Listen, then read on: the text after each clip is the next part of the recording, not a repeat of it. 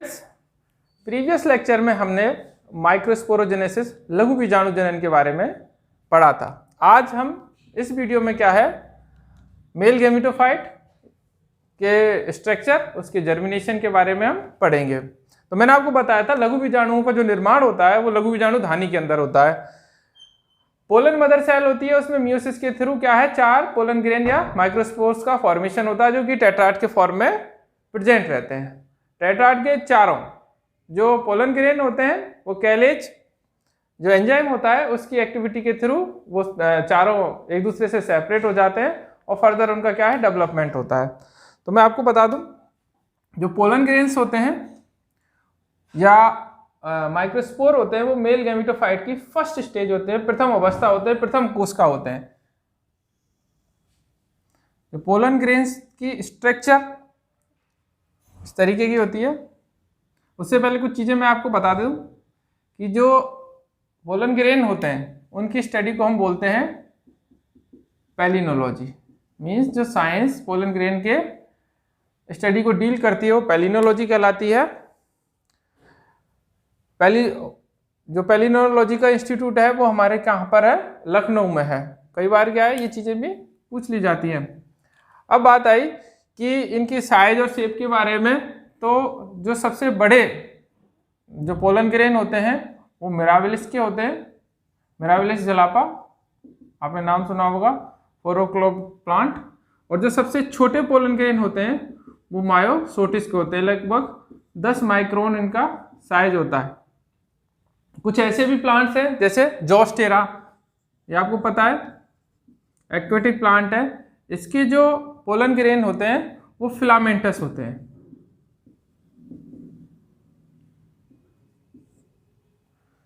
सूत्रबद्ध होते हैं क्योंकि ये जलोद्भिद पादप है, जल निमग्न जलोद्भिद पादप है। और इनकी जो डेंसिटी होती है, रिलेटिव डेंसिटी होती है, वो वाटर के क्या इक्विवेलेंट होती है, इसलिए पानी के अंदर भी क्या है तैरते रहते हैं, जिससे क्या है पॉलिनेशन इजी वे में हो सके। कुछ प्लांट्स ऐसे होते हैं जिनके पोलन ग्रेन ईडेबल होते हैं, जैसे रोज हुए, पेपेवर हुआ, क्लीमेटिस हुए। इनके जो पोलन ग्रेन्स होते हैं वो क्या ईडेबल होते हैं, खा सकते हैं। कुछ के एरो एलर्जन के रूप में काम करते हैं, जैसे हमारा एमेरंथस हुआ, चीनोपोडियम हुआ। सर्जिनिया एक प्लांट होता है जिसके क्या है पोलन ग्रेन्स पॉइजनस होते हैं, विषैले भी होते हैं। तो इस तरीके के क्या है कुछ इनके जनरल कैरेक्टर्स है पोलन ग्रेन्स के बारे में। अब बात करते हैं हम इसकी स्ट्रक्चर के बारे में। तो जो इसकी आउटर मोस्ट लेयर होती है वो एक्जाइन कहलाती है। जैसे ये एक्जाइन, इसकी सबसे बाहरी परत होती है वो एक्जाइन कहलाती है। एक्जाइन कुछ स्थानों पर क्या है अनुपस्थित होती है, उन स्थानों को हम क्या बोलते हैं, जर्म पोर कहते हैं। यह आउटर मोस्ट लेयर है एक्जाइन। इसके नीचे जो लेयर होती है उसे हम इंटाइन बोलते हैं। हिंदी में इसको बाइस्टोल, इसको अंतःस्टोल। एक्जाइन को 2 सब लेयर्स में हमने क्या है डिवाइड किया, इसकी स्टडी में पता चलता है। बाहरी जो परत होती है उसको एक्ट एक्जाइन बोलते हैं या उसको हम सेक्साइन भी बोलते हैं। अंदर वाली को एंड एक्जाइन या नेक्साइन भी बोलते हैं। फिर इसको फर्दर 3 सब लेयर्स में क्या है डिवाइड किया गया है। आउटर मोस्ट इसकी फुट, वैकुलम एंड टेक्टम। जो आपकी एक्ट एक्जाइन है या सेक्साइन है वो 3 सब लेयर्स में भी डिवाइड होती है, फुट, वैकुलम और टेक्टम। अब बात आई कि इसका केमिकली क्या कंपोजिशन होता है। जो एक्जाइन होती है ये स्पोरोपोलिनिन की बनी होती है। किसकी बनी होती है, स्पोरोपोलिनिन। जो स्पोरोपोलिनिन होता है ये प्लांट किंगडम का क्या है सबसे हार्डेस्ट मैटर होता है। इसका फिजिकल और केमिकल डिजेनरेशन इजी वे में नहीं होता। तो इस स्पोरोपोलिनिन की वजह से ही क्या है हमारे जो पोलन ग्रेन्स हैं वो जीवाश्म के रूप में मिलते हैं क्योंकि इनका क्या है जल्दी से विघटन नहीं होता और इसको क्या है ये सुरक्षा भी प्रोवाइड करता है। आपको मैंने बताया था कि जब लघु बीजाणु दानी की संरचना हमने पढ़ी थी और उसमें हमने टेपिटम पढ़ा था, तो टेपिटम के अंदर क्या मिलती है हमारी यूविस्ट बॉडी मिलती है। ये यूविस्ट बॉडी है वो इस केमिकल का क्या सीक्रेशन करती है, और ये केमिकल जो स्पोरोपोलिनिन है वो एग्जाइन के फॉर्मेशन में क्या है इंपॉर्टेंट रोल प्ले करता है। इसके नीचे क्या है इंटाइन होती है। इंटाइन हमारी पैक्टिन प्लस सेलुलोज की बनी हुई होती है, पतली ये होती है और ये परागकण के कोशिका द्रव्य को घेरे रहती है। इसके मध्य में केंद्रक होता है, अगुणित केंद्रक होता है, कोशिका द्रव्य सघन होता है, गाढ़ा होता है, सभी कोशिकांग राइबोसोम माइटोकॉन्ड्रिया गोल्गी बॉडी वगैरह इसमें उपस्थित होते हैं। जर्मपोर, यहाँ से क्या है जब पोलन ग्रेन जर्मिनेट होता है तो इस जगह से पोलन ट्यूब का फॉर्मेशन होता है। तो अलग अलग प्लांट्स में जो जर्मपोर है उनके नंबर, उनकी पोजीशन और उनके कैरेक्टर अलग अलग होते हैं। तो इनको हम तीनों चीजों को मतलब number of germ pore, position of germ pore और कैरेक्टर ऑफ जर्मपोर्स को क्या है टैक्सोनॉमी में यूज करते हैं। पादपों के वर्गीकरण में इनका क्या है बहुत ही महत्वपूर्ण योगदान है। तो क्या है वर्गीकरण की पद्धति में भी इनका हम प्रयोग करते हैं। जनरली क्या है एक जर्मपोर होता है, ऐसी कंडीशन को मोनोकल्पेट कंडीशन कहते हैं। दो होंगे तो बाइकल्पेट कहेंगे और तीन अगर जर्मपोर होंगे तो उसे हम क्या है ट्राइकल्पेट कंडीशन कहेंगे। अब आगे आपको बताएं कि कुछ पादपों में क्या है एग्जाइन के बाहर भी लिपिड की एक परत मिलती है, लिपिड और ऑक्सीडाइज्ड कैरोटीनॉइड्स की बनी हुई एक परत मिलती है जिसको हम बोलते हैं पोलन किट। जनरली ये जो पोलन किट है वो इंसेक्ट पॉलिनेटेड फ्लावर होते हैं उनमें मिलती है। ये इसकी सरफेस को चिकना बनाती है ताकि ये क्या है इजी वे में किससे इंसेक्ट से अटैच हो सके। साथ में ये क्या है इस परागकण की यूवी रेस से रक्षा भी करती है।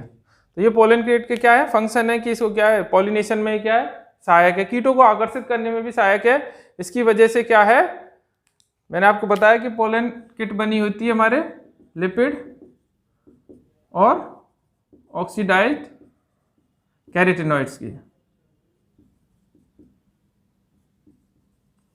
तो ये कैरोटीनॉइड्स की वजह से क्या है इसके अलग अलग तरीके के कलर होते हैं और ये क्या है कीटों को अट्रैक्ट करने में भी क्या है यूजफुल होती है, सहायक होती है। साथ में यूवी रेस से भी पोलन ग्रेन की क्या है प्रोटेक्शन करती है। जो हमारी एग्जाइन होती है ये अलग अलग पादपों में अलग अलग पादपों के परागकणों में इसकी संरचना अलग होती है। किसी में वैक्यूलेट होती है, किसी में फोविएट होती है, फैसुलेट होती है, रेटिकुलेट होती है, एकाइनेट होती है मतलब कांटोनुमा होती है, कहीं पर गर्तनुमा होती है, कहीं पर खुरदरी होती है, कहीं पर जालिकावत होती है। तो क्या इसमें विशेष प्रकार के क्या है इसके विन्यास मिलते हैं एग्जाइन के। अब आगे हम इसकी जर्मिनेशन के बारे में पढ़ेंगे। जो पोलन ग्रेन होता है वो हमारा क्या है इमेच्योर कह लो या अपरिपक्व मेल गैमेटोफाइट को क्या करता है रिप्रेजेंट करता है। जनरली अधिकांश पादपों में पोलन ग्रेन का जर्मिनेशन है वो कहाँ है माइक्रोस्पोरेंजियम लघु बीजाणुधानी में ही शुरू हो जाता है। तो इस तरीके के जर्मिनेशन को जहाँ पर इसका फॉर्मेशन हुआ वहीं पर जर्मिनेशन हो रहा है तो इस तरीके के जर्मिनेशन को हम इन सीटू और प्रीकॉशियस टाइप का जर्मिनेशन कहते हैं। तो इसमें क्या होगा देखिए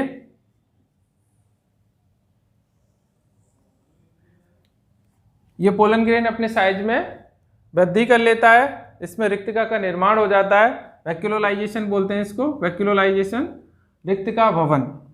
और जो इसका केंद्रक होता है वो मूव करके इंटाइन की तरफ आ जाता है और यहाँ इस केंद्रक में क्या है असमान प्रकार का विभाजन होगा जिससे क्या है एक बड़ी कायिक कोशिका बनती है और एक छोटी क्या है जनन कोशिका बनती है। इसको हम वेजिटेटिव सेल बोलते हैं और इसको जनरेटिव सेल। जितने भी आवर्तबीजी पादप हैं उन सभी में ये जो विभाजन होता है हमेशा असमान ही होता है। जनरेटिव सेल हमेशा क्या है छोटी बनती है और कायिक कोशिका हमेशा बड़ी बनती है। जनरली क्या होता है इस टू सेल्ड कंडीशन में जो पोलन ग्रेन है वो क्या है, दूसरे फ्लावर की या उसी फ्लावर की स्टिग्मा पर पहुंच जाते हैं। It means two celled condition में क्या है, पॉलिनेशन हो जाता है। कुछ फैमिलीज हैं जैसे साइप्रेसी हुई है, उसमें क्या है, थ्री सेल्ड कंडीशन में भी क्या है, पॉलिनेशन होता है। तो पहले तो ये जो हमारी जनरेटिव सेल है वो क्या है, इंटाइन से अटैच रहती है, लेकिन कुछ समय पश्चात क्या है, ये इससे सेपरेट होके और वेजिटेटिव जो सेल होती है उसके कोशिका द्रव्य में तैरती रहती है। जब ये कोशिका या ये पोलन ग्रेन पॉलिनेशन के थ्रू कहाँ पहुंच जाता है, स्टिग्मा पर पहुंच जाता है, तो इसमें सबसे पहली और महत्वपूर्ण फिनोमेना होती है इसकी जर्मिनेशन के लिए, वो होती है इनका हाइड्रेशन। यानी ये आर्द्रता या जलयोजित होकर ग्रहण करके नमी को अवशोषित करके क्या है, इनका वॉल्यूम बढ़ जाता है और जो जर्म पोर वाला एरिया होता है वहाँ से एक्जाइन फट जाती है। फटने के बाद जो हमारी क्या होती है, कायिक कोशिका होती है, वेजिटेटिव सेल होती है, वो क्या है, पोलन ट्यूब के रूप में बाहर निकलती है। और इसमें क्या है, कायिक केंद्रक, जिसको हम क्या है, वेजिटेटिव न्यूक्लियस या उसको ट्यूब न्यूक्लियस भी कहते हैं, इसमें प्रवेश कर जाता है। साथ ही हमारा जनन केंद्रक, जनरेटिव न्यूक्लियस प्रवेश कर जाता है। पोलन ट्यूब के फॉर्मेशन को यानी पराग नलिका के निर्माण को हम क्या बोलते हैं, साइफोनोगेमी बोलते हैं।